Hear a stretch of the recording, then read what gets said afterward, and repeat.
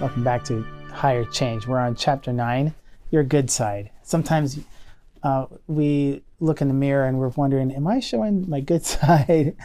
And the good side is basically about how we look at ourselves and other people. So this chapter is on beauty and character. And so let's talk about what is that. Before I met my wife, I used to be interested in, I used to try to find a dating partner or somebody to date.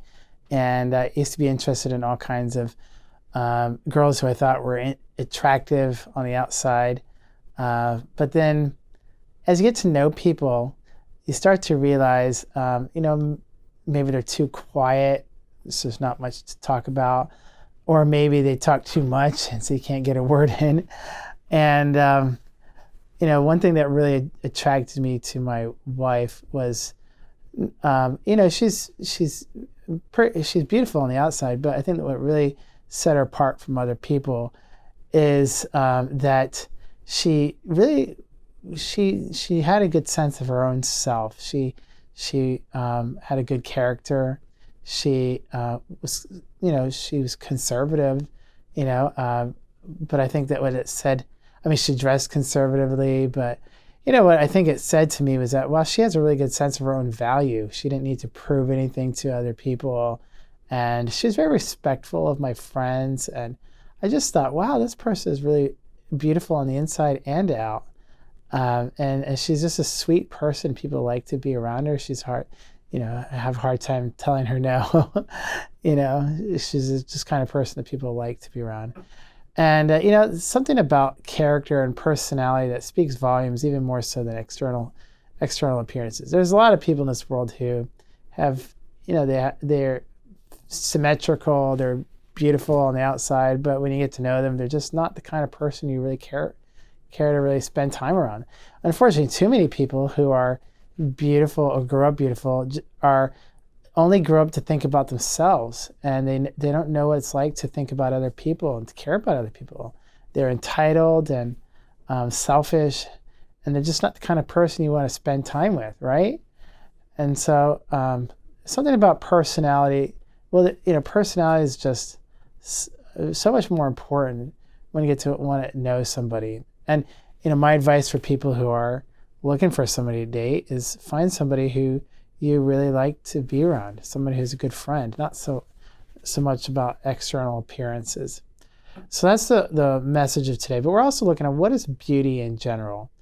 A lot of people have this misunderstanding of what beauty is. When we think about the word beauty, we think of salons and beauty products. But what is beauty? And it's very important to psychology. We're going to look at that. The main point of the lesson today is that beauty is an essential, important concept of what it means to be a human being, which is why psychology is interested in the subject. And psychologists and therapists and counselors are really interested in how do people make meaning of the world around them, and how do they see beauty in the world around them. And so that's what we want to look at today. The main point of the lesson today is that humans have a common need to create beauty and meaning in the world they live. In contrast to seeing people as predetermined robots, humanistic psychologists are interested in how people exercise their free will and create meaning. Humanistic approaches seek to look for the good and beauty in people. In this lesson, you will define aesthetics. You'll describe the impact of humanism on psychology. You'll describe how Gestalt psychology is interested in the ways humans make meaning. You'll differentiate personality, character, and beauty, and you'll describe the importance of seeing beauty in character. Let's start with the importance of beauty to psychology. Because psychology was established as a scientific discipline, it's often forgotten that working with people is also an art. James Hillman once said, "Of all of psychology's sins, the most mortal is the neglect of beauty." When people think of beauty, they usually think of what someone looks like or how a room is decorated. However, beauty has a deeper meaning in philosophy. Beauty is important to psychology because it deals with how people perceive the world. Many people with mood disorders like depression have a harder time seeing beauty. Aesthetics is a branch of philosophy that deals with beauty and artistic taste. It has been historically applied to fine arts and consumer goods. However, we seek to understand beauty as something that transcends that. If we want to understand beauty in psychology, we need to start with looking at it in the context of philosophy. And we can look at the history of that as well, going way back to ancient philosophy. People have tried to define what beauty is for thousands of years. In ancient history, beauty was defined by objective standards and was associated with the gods. Greek philosophers tended to associate beauty with order, symmetry, and arousing desire. It tended to take a more objective or positivist approach. Positive simply means that there is a right way of looking at beauty. For example, Plato believed in a perfect form of beauty, and that beauty embodied divine goodness. And we also know that Augustine was a Christian philosopher who distinguished between the beauty of God's creation and the creation of artists. So in a similar way, the modern music critic Robert Schumann differentiated between natural and poetic beauty. So God's beauty emanates out through the natural world, and that beauty had divine origin, according to Augustine. So we can start to see that people look at beauty as being both divine, but also through man-made creations. So what are some of the thinking on these classical ideas of beauty? Well, scientific research shows the importance of symmetry and averageness, as well as age, and how people judge something as beautiful or not. The problem with the idea that beauty is what is good is that many people find beauty in things that are not necessarily good, such as decaying leaves or harsh landscapes. And I picked this picture of a bride posing in a decaying, rotting out apartment or a building. And it's interesting because she chose this setting as a place to pose in it. And you can see how even in this kind of setting, there's still beauty. Human beauty is also widely believed to include personality or inner beauty. And that's not necessarily something that can be defined by objective external standards. So people start to understand that beauty is subjective, but let's start with first looking at how beauty is based on sensory experiences. Thomas Aquinas, who lived in 1225 to 1274 AD, was a medieval Catholic priest and philosopher. He believed that beauty is that which gives pleasure when seen. He said beauty is that which pleases. He took a more sensory approach and put more emphasis on spiritual or moral beauty. So it's similar to the idea that beauty is in the eye of the beholder, but that universal principles still applied. Subjectivity came later in history. So there's still this idea of an objective beauty, but we start to understand that it's through our senses, at least. And then there's a spiritual and moral beauty as well. In the 18th century, Alexander Gottlieb Baumgarten founded the discipline of aesthetics as knowledge through the senses. He wanted to establish a discipline that could develop taste and appreciation of the arts, with the ability to judge according to the senses rather than according to the intellect.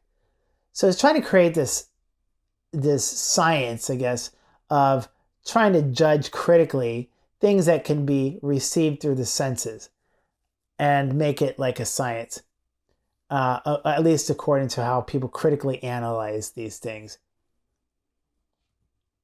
Immanuel Kant, a German philosopher who was influential in the Enlightenment era, defined beauty in his book, The Critique of Judgment. So he's starting to critique this idea about judging things. He wrote that beauty is a matter of judgment, but that it is only a human experience that is universal and can be communicated without words.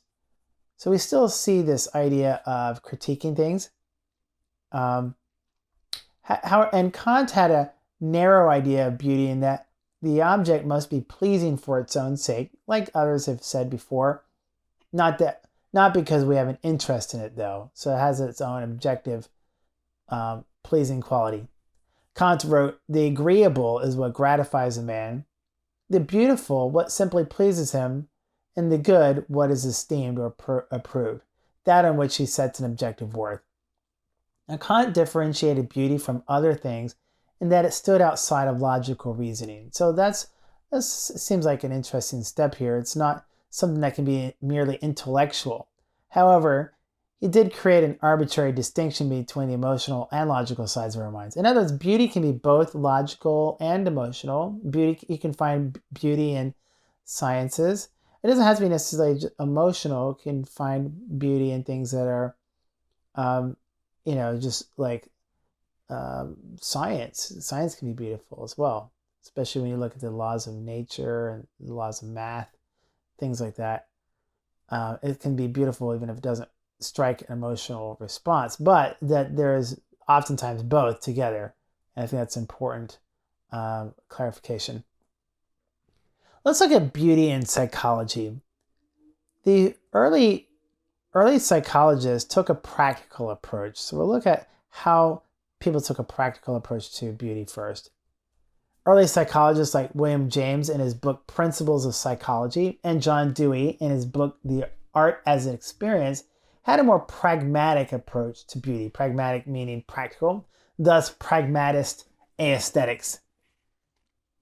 To them, the mind creates a subjective beauty by selecting what it pays attention to, so that the mind is at every stage a theater of possibilities, as I said. The mind sees things as continuous and unified.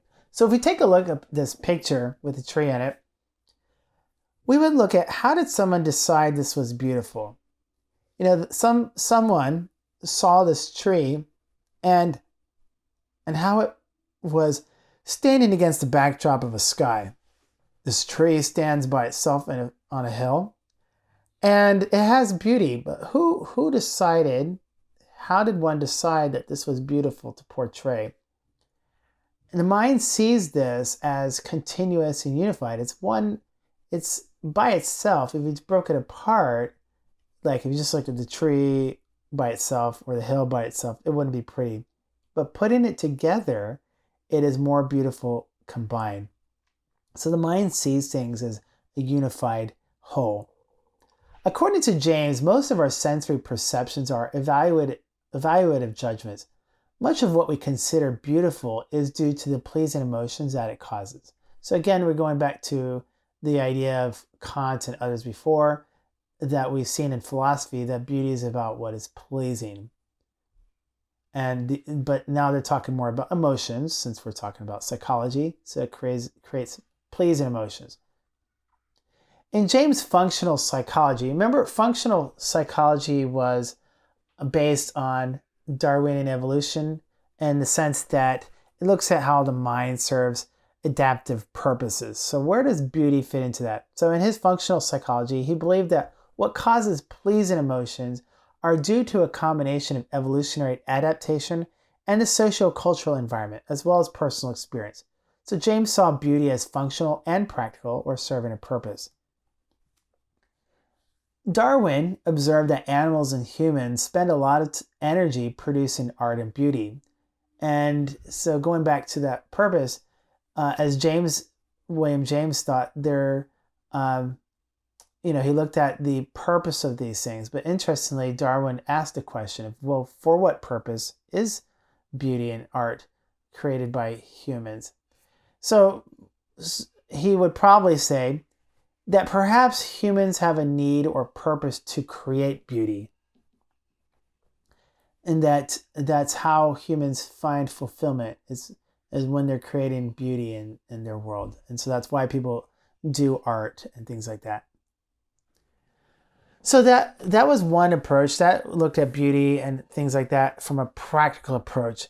But the next approach is a humanist approach. Let's take a look at beauty from a humanist approach. And the major character in this movement is Carl Rogers. So before, in previous chapters, we looked at how personality was contributed to by nature and nurture. So 2 chapters ago, we talked about the biological side of several chapters ago, we talked about the biological side of personality. We talked about genetics, neurotransmitters, and things like that in the development of a personality. And then we looked at Sigmund Freud's approach and the behaviorist, and how the environment and our past experiences play a role in our personality development. And then the last chapter, I believe, we looked at fitting in. How does the society and culture also play a role? Now, the interesting thing is that all of these things talk about how we are shaped by other things that we don't really have any control over. But if we only looked at those things, then we might assume that personality is predetermined and that we are simply a victim of our circumstances or our genes or our environment. But that overlooks the role that we have to play in our development. We make choices all the time, and we have free will, and we have the ability to choose how we want to be. And I can testify to that because I have a twin brother. We are genetically the same. We grew up in the same environment, so we did both same nature and nurture, and yet we turned out different. And how did that happen? That's because we have choices in our lives, and we have free will. We can decide how we want to go in our lives. So humanists felt that looking at either nature or nurture still assumed that people are robots predetermined by their biology, like their past experiences, as in the psychodynamic view, or the environment, as in the behaviorism view. Humanists felt that humans are not mere robots, but that we are capable of making choices in life, and that we should be responsible for these choices. That's important because if we're just simply products of nature and nurture, then when we do the wrong things, then how can we be held responsible? We have to be responsible for our choices, and that's important. Otherwise, it's an immature approach to reality and life. We all, even though we do have the influence of nature and nurture, and those are very strong, no matter what, we still have some choices that we can make in our lives, and we should be responsible for that. No matter how much influence we may have from our environment or biology, we still have personal agency, and we can exercise our free will. Humanists also assume that all life has intrinsic worth, dignity, and value. That no matter who or where you've come from, everybody is worth something. We all have value. We all have dignity. And so rather than seeing people as broken and flawed, humanists like to see the potential in people. They look for the good in people.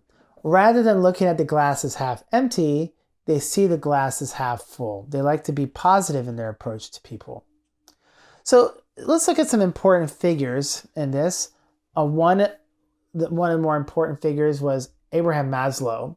He was an important psychologist who created Maslow's hierarchy of needs. According to Maslow, self-actualization is about striving to fulfill our innate capabilities and being all that we can be. He created this hierarchy of needs in a pyramid, if you recall, that at the bottom of the pyramid are things like safety and then relationships and health. At the top of that is self-actualization. Ultimately, once our basic needs are met, really people want to feel fulfilled when they know that they have a sense of fulfillment and they're accomplishing their purpose in life. That makes people happy. As a humanist, Carl Rogers also wanted to see the good in people and took a person-centered view of personality. That's why his approach to therapy is called person-centered therapy or client-centered therapy. However, Rogers believed that self-actualization depends on a healthy development of our self-concept. Self-concept is that image of ourselves that we develop through interaction with other close people in our lives, such as our parents or our teachers. So in the humanistic perspective, personality is seen as in layers, much like the layers of an onion. The outside layers of ourselves, what we show to the world, may not match what we perceive ourselves to be or what we feel like we are deeper on the inside. So that's why sometimes a lot of people will say other people don't really know who they are because other people only see the outer layer, and what we know is the inside of ourselves. Carl Rogers believed that when people have conditions of worth, and that basically means when we have criteria on how we define what it means to be successful or worthy, it creates a difference or incongruence between their ideal self and their real self. That basically means because if we have these criteria on what it means to be successful, then when we don't meet those criteria, then we feel bad. It reminds me of when Socrates went around looking for people who were experts, and he found that all these people didn't measure up to the standards they held out in their role as experts. And that's where we get the word hypocrite from, if you recall from our previous chapters. Hypocrite simply means one who is below their standards or below their judgment. And so that's basically, it kind of reminds us of that. And so when people know that there's incongruence between their ideals and their self, it creates discomfort. So when the real self and the ideal self do not match, anxiety and disordered behavior result. When our real self and our ideal self matches, we feel a sense of harmony and satisfaction with ourselves. And so and that creates a whole self. How do we get there? Well, if it's true that people who do not accept us, if you think about it this way, it really comes down to acceptance. If we don't accept ourselves, then we will have, if we don't feel like we measure up to our own standards, then we're basically not accepting ourselves. And that creates that discomfort. But when we feel that we are accepted, then we feel that our ideal self is in alignment with our real self, because we allow ourselves more to be who we are. Unconditional positive regard is simply that acceptance, the unconditional acceptance we feel from others. And that helps the formation of the self-concept, because when we accept ourselves, then we allow that we can have a congruity between our real and ideal self, which leads to a fully functioning person. Let me give you an example of this, because I know this is a bit abstract for a lot of people. But let me just give you an example. I've met with many people who are people pleasers. They're real people pleasers, or let's just use this example. So I had a guy who is a real people pleaser, and I asked him, well, why are you a people pleaser? Well, he's very critical of himself. So part of the problem, he's critical because he never asserts himself. And so when he does assert himself, he ends up doing it wrong. And part of the reason why he does it wrong is because he's trying to be people pleasing, so he ends up passive aggressive. So when people are passive aggressive, they end up doing the wrong thing. So what I found is that, if he just simply was accepting of himself and he just truly allowed himself to be who he is, then he might actually be more assertive of his needs and allow himself to get his needs met, but in a productive way that is not passive aggressive. Sometimes when we accept ourselves, actually it is more productive. It allows us to get our needs met. When we don't accept ourselves, then we go about doing things the wrong way because we don't accept ourselves. So we end up with that distinction between our ideal self and a real self. And that's our hope, as we've talked about in a previous chapter, we talked about the conflict between the superego and the id. The same concept, and how can we bring those two into alignment? And as Christians, we talk about that as well. Let's go to the next approach. We talked about the humanist approach. Building on the humanist approach is the Gestalt approach. Gestalt comes out of humanism and combines humanism. In the Gestalt approach, humans are constantly making meaning of the world they live in. And the question is what kind of meaning we find. Here's a picture of people going about their day-to-day life. And people oftentimes wonder what kind of meaning they have. What is the purpose for their lives? But really the question is, how do people go about finding that meaning? Are we simply just going to be victims and wait for other people to tell us? Or are we going to go out and find that meaning for ourselves?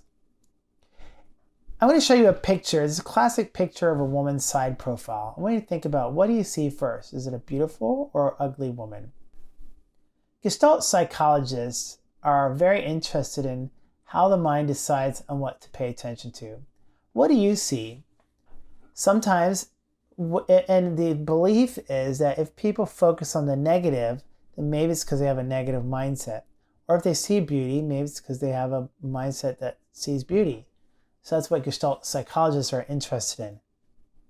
Like William James, Gestalt psychologists were also very interested in how people perceive things. And Gestalt psychologists also believe that human perception cannot be broken down and that we perceive things, how we perceive things must be understood as whole things or Gestalts. So for example, as you recall with these pictures with a cutout where this triangle that's cut out of 3 circles, is there really a triangle there? No, but your mind completes that. It sees the triangle because it sees a whole picture. If we just look at the individual parts by themselves, we wouldn't see that figure. But when we look at the whole picture, we can see the picture. We can see the figure. And that's why Gestalt psychologists believe that perception should not be broken down. That really comes down to how we see things as a whole. Yeah, and that's also how we see beauty. Do we see beauty or do we see things that are ugly? And it really comes down to how do we organize the data in our head. In the same way, humanists and Gestalt psychologists prefer to see human behavior from a whole person view rather than reducing human behavior down to specific components. So for example, when we're interviewing people and people tell us about their problems, it's very easy to focus on their problems and criticize, rather than looking at their behavior in the context of their life, looking at in the context of their society and their culture and their past experiences. Then it helps us to understand people. We see people as adapting and surviving in their context rather than as simply flawed. It helps us to have a more holistic or whole person view of human behavior. We see the good and the bad, not just the bad. So humanists and Gestalt people, they reject positivism that as the only way to see beauty, or that there's only one way of seeing beauty. Positivism is this idea that genuine knowledge is derived from science and is testable. But humanists reject this idea. Instead of relying on animal experiments like the behaviorists did that tell us nothing about what it's like to be a human, humanists focus on human experience. But how do they do that? In contrast to like the Freudians who diagnosed people from afar and they looked at people, they looked down on people as taking an expert role. They took this blank slate. Humanists and Freudians, they took a blank slate because they felt like they didn't have a role. They felt like they could just look at people from an objective standard. But humanists see, no, there's really no objectivity when it comes to talking to people and looking at people, because we all come with our own experiences. We interpret other people in our own biases. So humanists believe it's important to bring ourselves into it and look at how do we look at people? How do we look at our clients? And so we have to pay attention to ourselves as well as we look at the others. So that's why we believe in bringing ourselves into the dialogue and looking at how we perceive the beauty in our clients as well. So Gestalt psychologists and therapists use phenomenology. That's a big fancy word. It basically means we try to understand how people understand things. Phenomena is basically this an understanding of concepts that people have or perceptions. And so phenomenology is basically, it's an approach, a phenomenological approach seeks to understand how people make meaning for themselves. So rather than relying on experiments and quantitative methods, they prefer qualitative research, using interviews and open-ended questions to find out how people make meaning for themselves. And they would wonder, how do people see beauty for themselves? So rather than diagnosing people from afar and then using methods that don't really understand the inside of a person's mind, they use rich qualitative methods to understand what's going on inside of a person's experience. So that brings us to the last point about beauty, that beauty is subjective. I like this picture on the left. It says, warning, reflections in this mirror may be distorted by socially constructed ideas of beauty. And that's because there really isn't an objective standard of beauty that isn't really constructed by society. If you look at all the beauty magazines out there, they typically have stereotypical assumptions about what beauty is, and it's usually like a white woman who's thin, and there's certain qualities that people expect should be beautiful. But then it leaves other people out. People of color, maybe people who may not be so thin and pasty and skinny. Um, there may be other ways of looking at people as beautiful too. I remember I had a client once who brought in his wife, and she was pretty big boned, I guess you could say. And so they were having some difficulty. So I asked him in private just to gauge, their attraction. I asked him, so just curious, how attractive are you to your wife still on a scale of 1 to 10? He said, oh, I'm very attracted to her, 10. I was like, wow, okay. But wasn't my idea. But, it just really struck me that people can find other people as beautiful even when other people do not. And so we all see beauty in different ways. And I think the way we love people and care about people also helps us to see people as beautiful. I like to think that, my wife, for example, we've been married for 12 or more years. It's going to be more than that now when you watch this.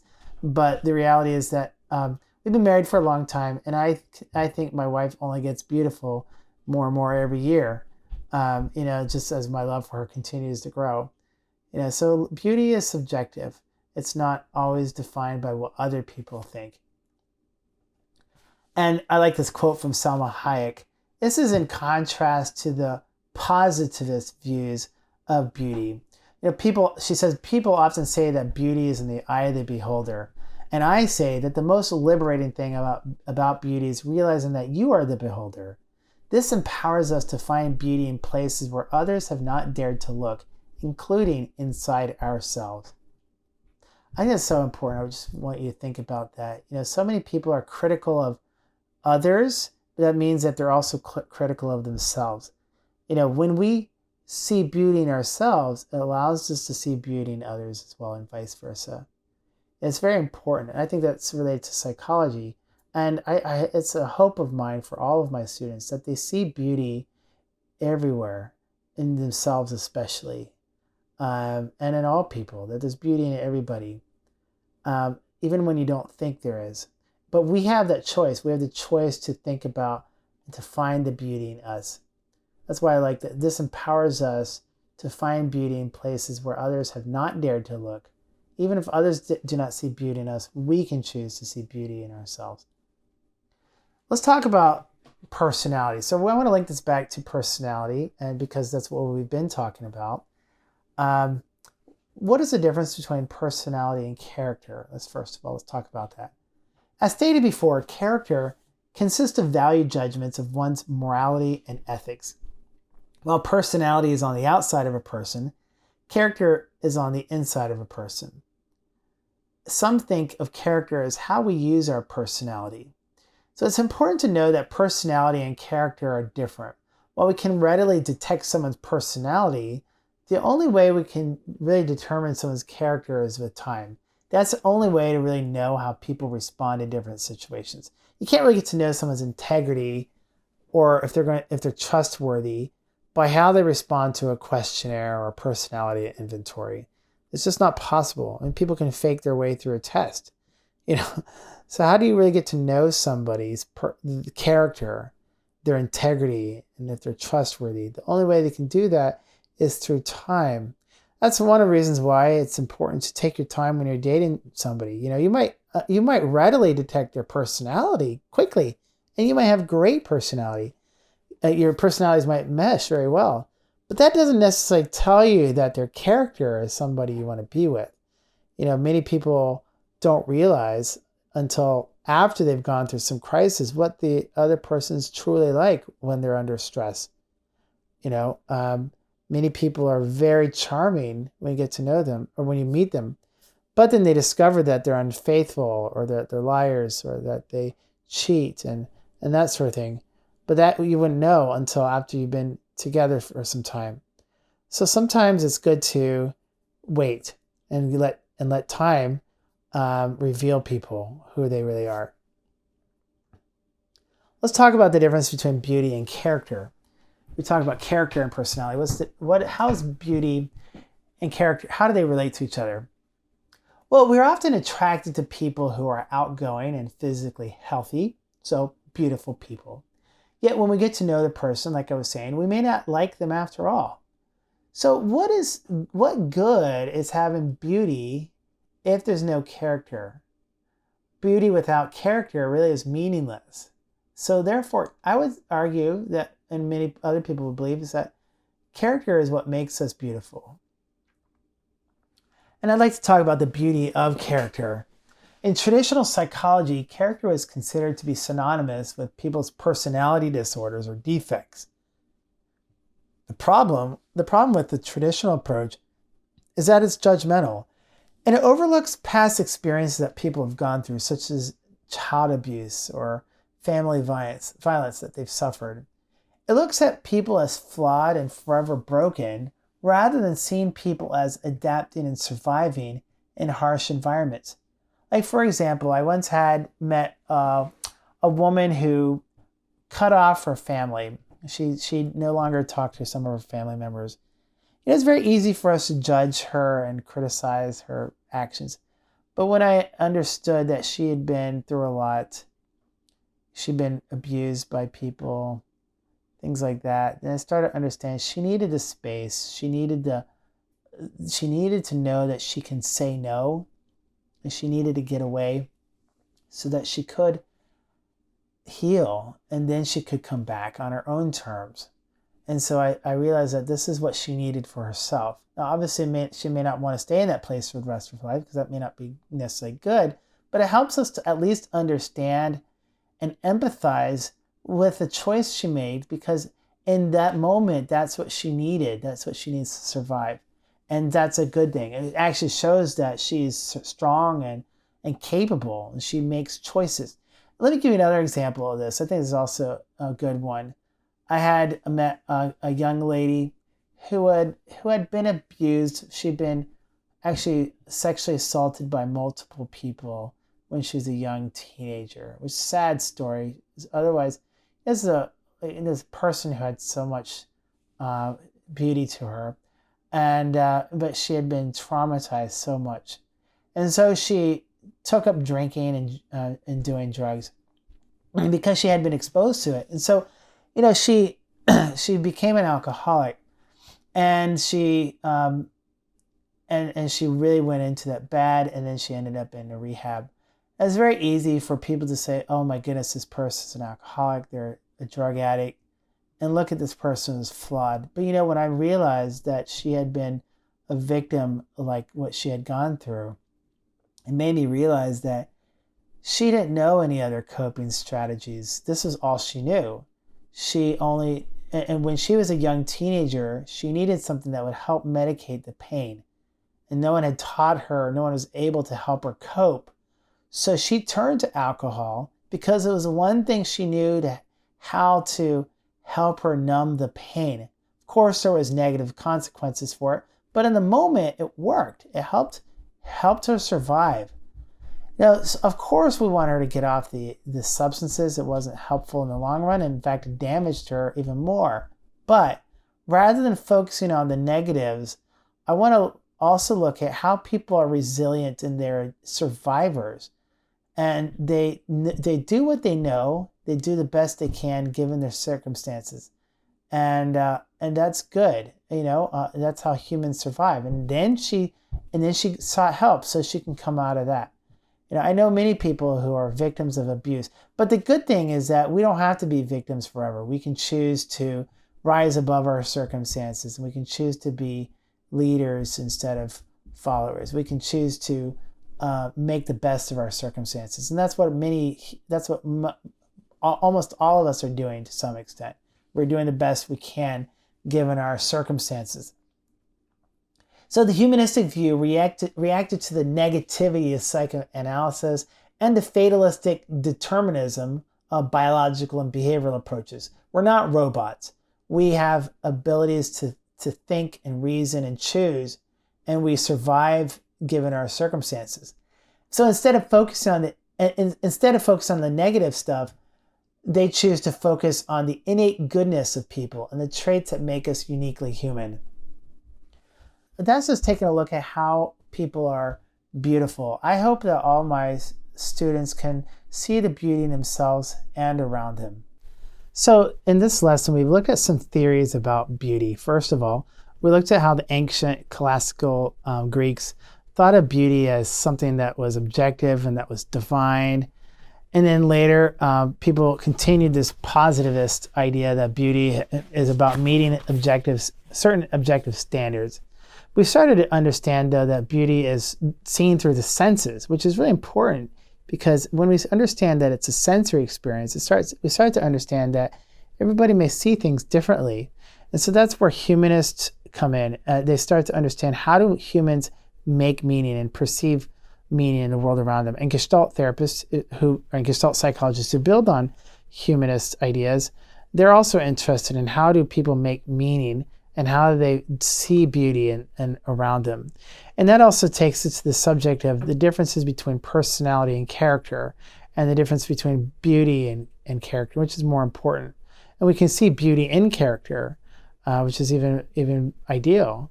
And so when you are thinking about your relationships and how do you work in this world, we want to think about what is more important.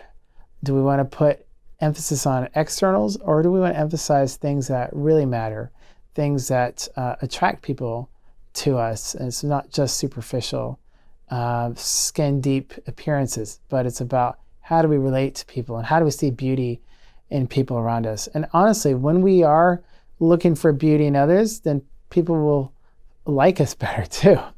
And it also makes us feel better about ourselves. We can feel beautiful about ourselves because we see the beauty in ourselves and other people. When we have a hard time seeing beauty in others, then we're less likely to see beauty in ourselves. And that's not very attractive either. So that brings us to the subject of spirituality next. Let's take a spiritual look at beauty and character. We have some serious natural disasters in the United States involving tornadoes, hurricanes, and wildfires. How do we survive these kinds of scenarios?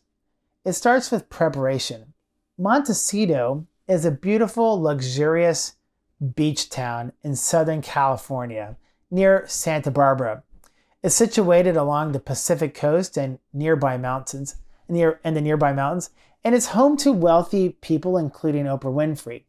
And because residents live an idyllic life, people have believed nothing bad ever happens here. However, on December 4, 2017, strong winds caused power lines near Ventura, California to touch each other, causing an electrical arc. And because the mountain area had suffered from a drought, that ignited the dry brush around it, causing a fast-moving fire that burned 500 homes in Ventura that night. The fire was not contained for another month until January 12, 2018. In the meantime, 280,000 acres burned in the mountains, and over 104,000 people were evacuated. Photos showed a landscape from hell. The Thomas Fire was the largest wildfire in the state before the Ranch Fire of 2018. The fire was very destructive with 8,500 firefighters involved and costing over $2 billion in damages. But that's not the end of the story. In January 2018, mandatory evacuation orders were issued. This is the pictures of the landscape from hell. It was amazing how much destruction this fire and how vast it was. Here is that. It looks literally like a landscape from hell. So anyway, as I was saying, in January 2018, mandatory evacuation orders were issued due to heavy rainstorms. Droughts combined with devastation from wildfire were a dangerous recipe for mudslides. However, only 10 to 15% of the people obeyed the evacuation. In the middle of the night at 3:30 a.m. on January 9, a half-inch of rain fell in just 5 minutes, causing a mudslide from the nearby mountains. And a mudslide up to 15 feet high came down from the mountains and hit Montecito, completely wiping out over 100 homes and damaging 300, and even touching Oprah's. It stretched 2.5 miles to the beach and killed at least 21 people, with 2 missing. Here's a picture of the mudslide and the devastation it caused. It's amazing. It's just whole community was wiped out. There's a picture of a tiny little helicopter. It just blew these homes away. And that is a road under mudslide, just to give you an illustration. Can natural disasters like mudslides be prevented? Not really. According to David Peterson, professor of forest ecology at the University of Washington, homeowners decide to take on the risk because they think it's a low probability mudslides will happen to them. In 2014, debris and mud from a mudslide in Osa, Washington covered a square mile in roughly 20 seconds. The force was so powerful that houses just exploded in its path. So unfortunately, going back to in Montecito, many people ignored the warnings due to evacuation fatigue. We oftentimes think nothing bad will ever happen to us. So we have to ask, are we prepared for things, the crises that could happen in our lives? Where are you building your home? Something to think about. Are we prepared for the natural disasters? Let me share with you my own story. This is from Oak Glen, California. On one sunny Sunday afternoon, Hannah and I drove to Oak Glen, California to go for a walk in the mountains. And while we were enjoying the winding path, ominous storm clouds gathered over us. We turned around to go back to our cars. And since we saw rain coming, we decided to head home. Once on the road, though, we discovered that mudslides had already blocked us in on both sides. We were trapped in this town for 8 hours until the road could be cleared. There's a picture of that road. This is a picture I took. And that road was just covered completely. And in fact, even wiped out. Once they cleared it, the pavement was disappeared. So the reality is that, and here's another picture of Hannah posing by the mudslide. So the reality is that natural disasters can hit us at any point in our lives. While we do not want to live our lives in fear, we also want to avoid being unprepared for the disasters. Are you prepared for the unexpected? Something to think about. What happens when things go wrong? How are you going to be prepared? Jesus also told a story that helps us to think about this. When Jesus gave his Sermon on the Mount, he also sat near the top of a mountain overlooking the Sea of Galilee. And there he told the stories of the Beatitudes and he told his listeners how to find happiness and peace in their lives. And this is why he shared the Beatitudes or blessings there. You may recall some of these Beatitudes like, blessed are those who mourn, for they will be comforted. But then he stopped and looked over the valley. The terrain Jesus saw resembled that coastal town of Montecito I described earlier, but this valley was susceptible to flash floods. This was a picture of the Sea of Galilee. When the winter storms burst upon the hills, the rivers became fierce, raging torrents, at times overspreading the valleys and bearing everything away under resistless flood. Often then, the hovels reared by the peasants on the grassy plain, apparently beyond the reach of danger, were swept away. But high upon the hills were houses built upon the rock. In some parts of the land were dwellings built wholly of rock, and many of them had withstood the tempest of 1,000 years. These houses were reared with toil and difficulty.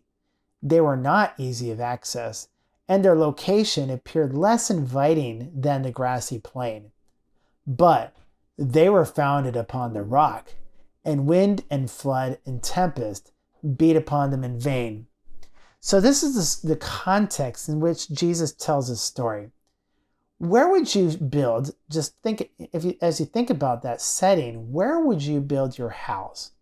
Most of us think we would want to build in a secure spot, but the implications of this is that many people prefer the beautiful land. They prefer the beachside. They prefer something that looks pretty. But is it susceptible to mudslides and floods?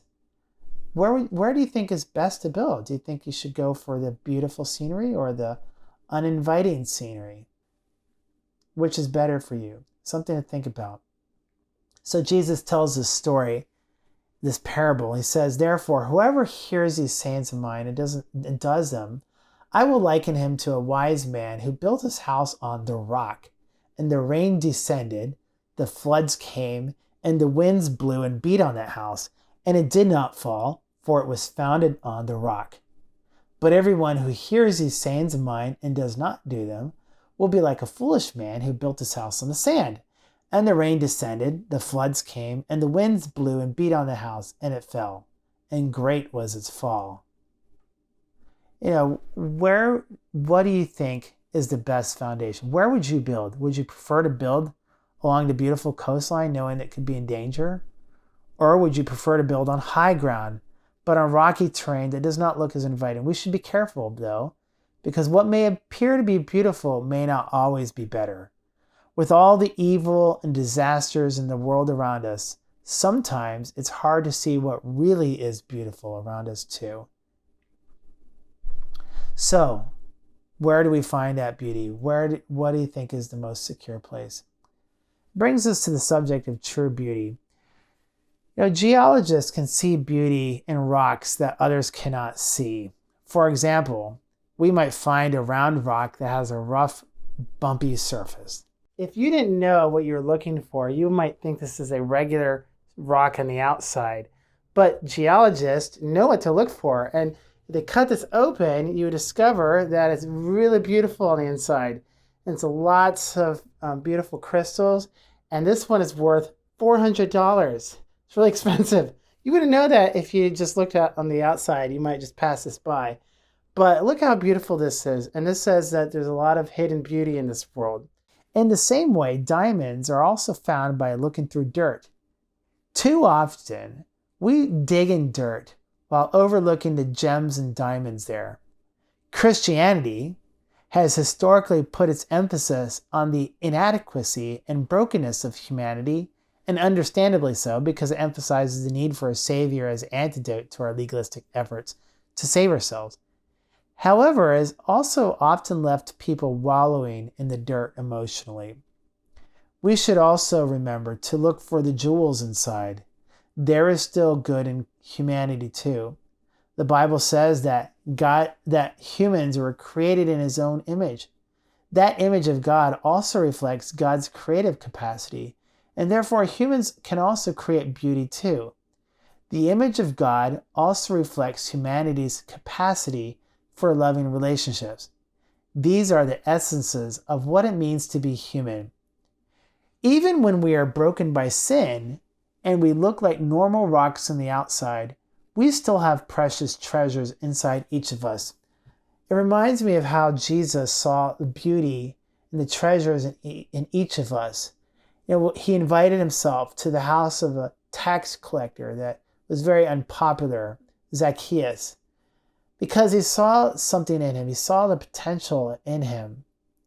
Then he saw this woman who was brought to him, who was caught in adultery, and rather than judging her and condemning her, again, He saw beauty in her and the potential and did not judge her like everybody else was. And His own disciples, He chose the lowest class of people who were uneducated. They were fishermen, but He chose them to be His disciples. They were going to do great things because He saw the potential in them. And He never turned His back from people who were looking to Him for healing, the people who were sick and broken and disabled.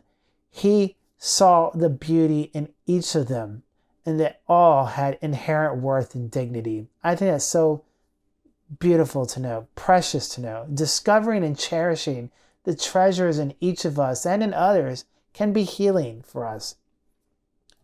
Like the trained geologists, God sees the beauty in us even when we do not. Because we were created works of art, we have inherent beauty and value. We all have that inherent worth. That's an a priori assumption that we take.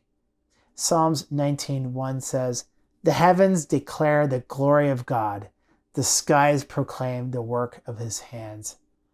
Everything is testimony of his creation, and nature is beautiful, and so are we because we are part of his creation. All humans are created with inherent worth and dignity. Paul writes, "For we are his workmanship, created in Christ Jesus unto good works," Ephesians 2:10. If we cherish ourselves, we will care for our bodies and our health. And most importantly, God loves us so much that he was willing to die for us. Ellen White writes, "Man should estimate himself by the price which has been paid for him. When he places this value upon himself, he will not knowingly abuse one of his physical or mental faculties." This is very important for us who study psychology, because we obviously want to help people to take care of themselves. We don't want people to abuse their physical, mental faculties. But people need to know that they are valuable. And how much more valuable can we be when we realize that the God of the universe, who is infinitely priceless, died for us? That means that we're all priceless. We're all infinitely valuable. And it means that we ought to take care of ourselves because someone saw the meaning and the purpose and the value in each of us. Unfortunately, sometimes our beauty is hurt by other people. People who suffer from depression are often in powerless situations or dead in marriages. And bad relationships put people at a greater risk for depression. Traumatic boundary violations or broken relationships can erode our sense of our worth or beauty. On the other hand, having a sense of personal power and asserting our boundaries and our autonomy seems to be connected to people knowing their own beauty. So the mutual attunement of people to each other's needs helps shape our sense of beauty and worth. So if you've been hurt by people, it may erode your sense of beauty because you start to question, maybe there's something wrong with me, rather than recognizing that it was their fault. On the other hand, our own worth, our belief in our own worth and dignity affects how we position ourselves, our sense of power, personal power in relationships. People also feel disempowered when they do not have a sense of their own beauty or worth. And this goes back to social exchange theory. Social exchange theory says that people tend to make mutual exchanges in their relationships, but those exchanges are defined by how we perceive the beauty of ourselves or others. So let's think about in a dating situation. If you're dating somebody and you don't think you're beautiful because people have hurt you in your past, then you're likely to settle for less, or you may allow other people to abuse you or take advantage of you. If we do not believe we are worth much, then we may make bad relationship choices or engage in passive-aggressive forms of communication. While we could work on changing those power dynamics, what's even more important is where people derive their sense of beauty and worth from. It's even more effective if people can take a look at their self-esteem and their confidence. How do you define beauty in your life? What do you value? What is your source of happiness and meaning? Here are some things that people look to for their happiness. And I want you to take a minute to think about this. I'm going to go over each of them because I want you to really think about, what do you look for to define your sense of worth and meaning in your life? Some people look to money and wealth. They define their value and worth by their financial worth. If they don't have money, or they lose that money, it might be a problem. Some people define their success by their vocation and work. Some people define their happiness by how much knowledge and education they have. Some people define their success and their happiness by their wisdom. But are we always wise? Some people define or find their source of happiness and meaning in their popularity and their influence on others. Some people find their beauty in their physical beauty. And so they find their happiness and meaning when they're able to maintain their outward beauty. And then some people look to sex to give them a sense of happiness and meaning. Some people look to their how other people respect them or their social status. And then some people look to their accomplishments or their success in life. They're making a certain amount of money or achieving a certain goal or winning a certain award. Some people look to religiosity. They like to think that if they pray enough or they have this position in church or they have this great ministry, that they're going to be happy and have meaning. And then some people look to family relationships. Let me give an example of this. First of all, for myself, I find myself oftentimes look to ministry or my work to make me feel happy. But work never seems to satisfy. There's always something wrong. It's not perfect. Nothing's ever perfect in this world. I'm never going to have the perfect situation, whether the pay is not enough or maybe you don't get to do everything you want to do.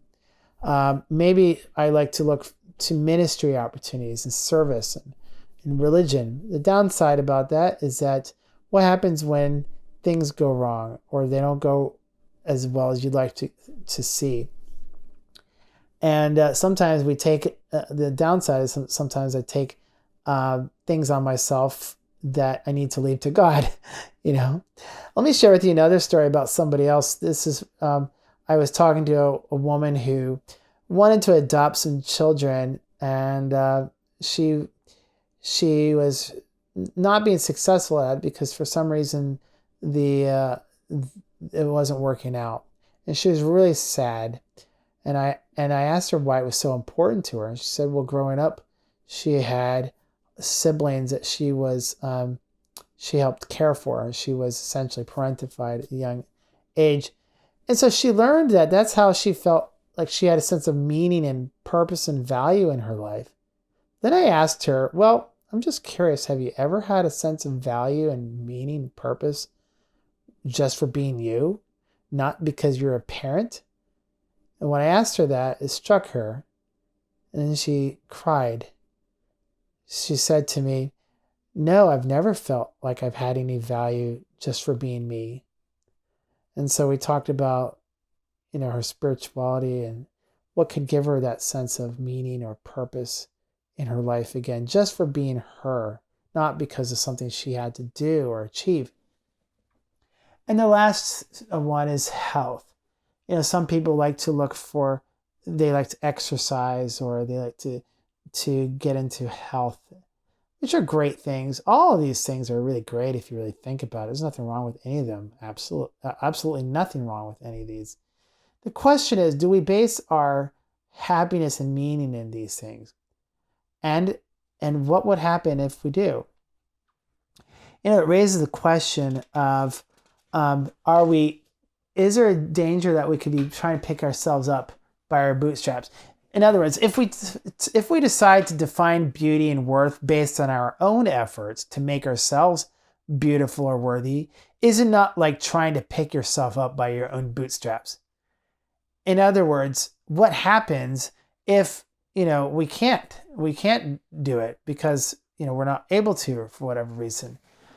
In the parable that Jesus told, the sand represents ourselves. Ellen White says that, and I really think about this, if all these things are based on our efforts to make us feel good about ourselves, and it's essentially us trying to make ourselves feel good about ourselves. But and those are great. The problem is that it's like shifting sand. This is what Ellen White says that Jesus is telling us. This is like her summary of essentially what he's saying to us in this parable.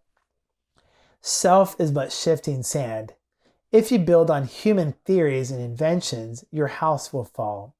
By the winds of temptation, the tempest of trial, it will be swept away. But these principles that I have given you will endure. Receive me, build on my words.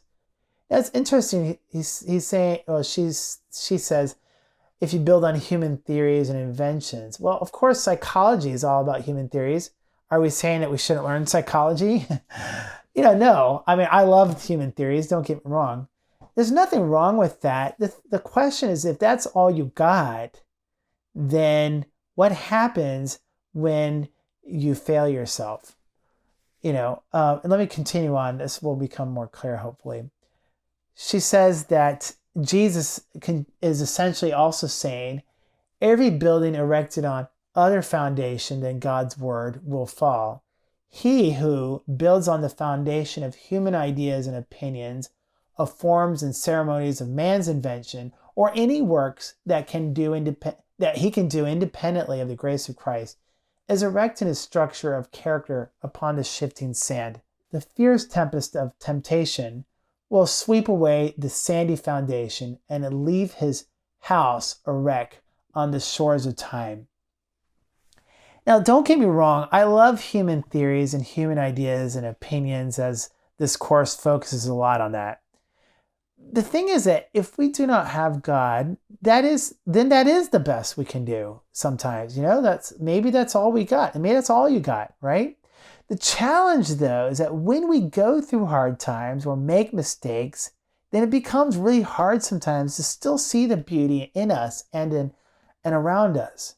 Because if that's all you have, like your beauty or your accomplishments or your work, great things, nothing wrong with that. But when you make a mistake or you lose your job or it doesn't work out, then it all falls apart. How will we survive when we get hit by the storms of life? For example, I met a man who was happily married for many years, but then his wife divorced him. So you'd think he built his happiness on his wife. And then his next girlfriend broke up with him. Relationships are fine. The problem then is when that happened, he could not bear the pain anymore. And then he wanted to kill himself. But he needed to find a new way to find meaning and beauty in his life that did not depend on women.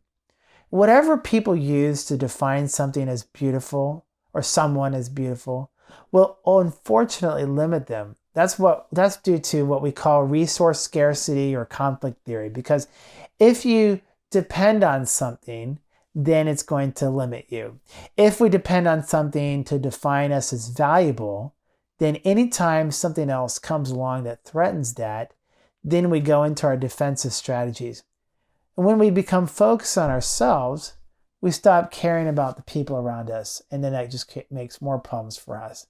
Let me give you some examples. I used to pride myself on my jobs. I used to think that, look at me, I had this great job when I was a young guy. When I dropped out of school, I was making a lot of money.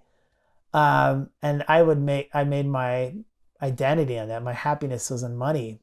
But then one day the economy, the internet era busted in the beginning, and there was thousands of layoffs. A lot of internet companies were overinflated, and so I was in one of these positions that got hit. And so I had to realize that my purpose and meaning has to be more than just money. And then I've lost loved ones. I've had a father and stepdad who I really loved. But when that happened, it also made me think about, wow, what is my life about? It's so fragile. As a result, I became really afraid of dying too, because I realized, wow, life is so fragile. What would happen? So I would really be worried about my health. Anytime something bad happened or I got sick, then I would be scared of dying. I didn't really have peace in my life. Like I said, anytime the tempest came, I didn't really feel like I had a secure foundation. And I had to realize that, ultimately deep down inside, my fear of death was probably due to this need to feel like I mattered or that I was worth something. Only when I surrendered that need to God, when I really trusted that, no matter what happens, I will always be worth something to God. And when I trusted and surrendered that to Him, it gave me a lot more peace. No matter what happens in my life, I'm always going to know that I matter to God, and God sees me as beautiful. So what will happen? Yeah, so that's something to think about. When we become because when we become focused on ourselves, like I said, we stop caring about other people, we become inwardly focused. What will happen though when the things we look at to define beauty for us fail? Our world puts a lot more emphasis on our outward beauty and charm. But what if we spend a lot of time investing in our outward beauty? What will we do when that external beauty fades over time? You know, what will happen?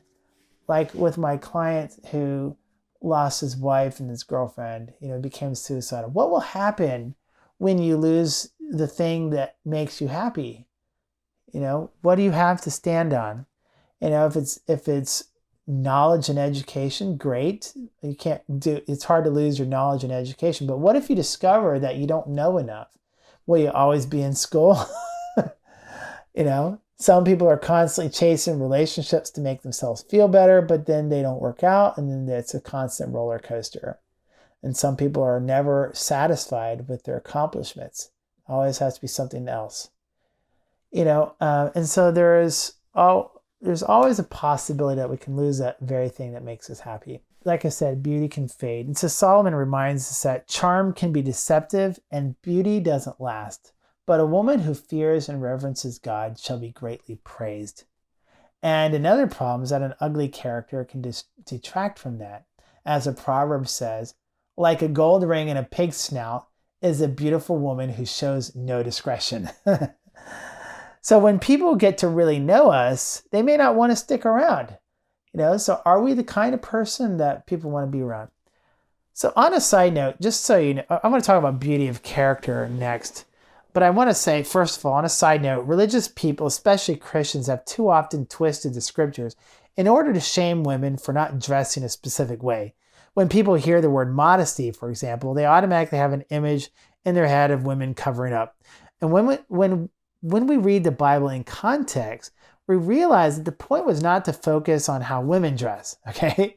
The point was to take a look at our characters, which applies to both men and women equally, okay?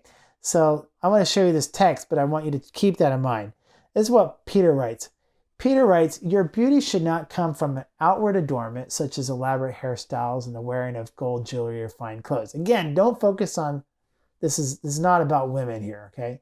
Rather, it should be that of your inner self, the unfading beauty of a gentle and quiet spirit, which is of great worth in God's sight. That's really what this is about. The focus is on the beauty that comes from in, that is unfading, the unfading beauty of a gentle and quiet spirit, which is of great worth in God's sight. Peter essentially was saying that the unfading beauty comes from our character, not by how we package and market ourselves. That is how God assesses our beauty too. And he said of David, this is the Lord said to Samuel in Samuel 16, 1 Samuel 16:7, he says, do not consider his appearance or his height. I wish a lot of women look at men's height, as the external standard. It's interesting. He says, do not consider his appearance or height. Sadly, I would say a lot of pastors get hired because they have a full head of hair and they're tall. A lot of leaders are considered leaders because they're tall. But that's not what God looks at. I rejected him. The Lord does not look at the things that people look at. People look at the outward appearance. That's so true. We do. But the Lord looks at the heart. The sad reality is that hard times will hit us. Disasters will happen to all of us. That's why we need to start building now before then. But what are we building? What does a house represent? Well, the house represents our characters. We need to heed the evacuation orders while we can for our own happiness. And that's why Jesus said it's not simply enough to hear the warning.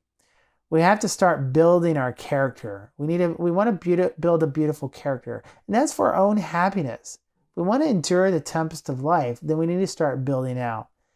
And so he says, therefore, whoever hears these sayings of mine and does them, in other words, if we want to find happiness in life, then it's not enough, as he says, for you to hear my words.